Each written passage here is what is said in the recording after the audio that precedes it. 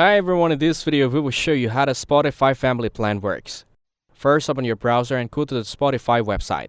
Now click on the Premium tab at the top of the page. Then scroll down and click on Family Plan from the available options. Here you'll find the full details. The Spotify Premium Family Plan lets you add 6 individual premium accounts, perfect for members who live under the same roof.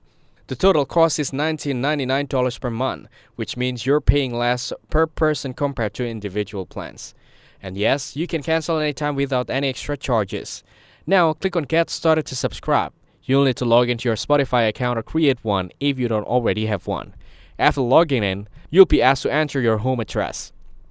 This step is important because Spotify verifies that all members on the plan live at the same location. Next, you can send invites to up to 5 people using their email addresses or through an invite link.